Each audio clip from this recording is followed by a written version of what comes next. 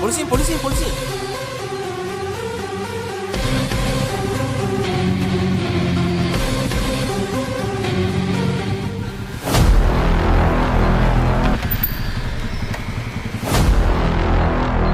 දැන් මේකේ 3 දෙනෙක් ආවනේ. ඔව් සර්.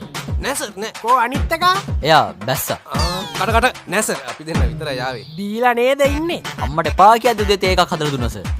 ඒකේ විලා ගෙදරින් බැස්සා විතරයි මුන් ටික බාර කරලා ගියා අද බොමු කියලා. නෑ බොරු කියන්නේ සර්. ඔව් සර් මු බොරු කියන්නේ. මොකද්ද බොරුව? ඒක මුගෙන් තමයි අහන්න වෙන්නේ.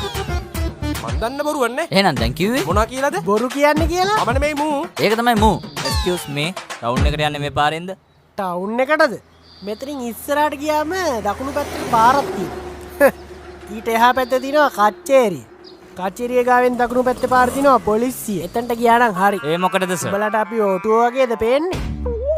තුන්දෙනාත් එක්ක බයිසිකලේ ඇවිල්ලා තමුන් අතරින් බැස්ස නේද? මං කිව්වා ඔතනින් බහින්න බා ටවුන් එකෙන් බහිමු කියලා.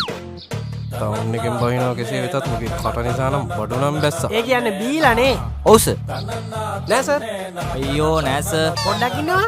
දැන් තමුන් වෙනමාව කිව්වනම් ඇයි දැන් නෑ කිව්වේ? අයියෝ කේ වුණානේ. ඒකනේ ඔබ කවුද? ඇයි උඹට බඩුද? මේ ජකා බං. සාමාත්‍ය ඇත්තටම 3 දෙනෙක් ආවා කියලා දැක්කද? ඔව් බං. මං දැක්කනේ 3 දෙනෙක් එනවා.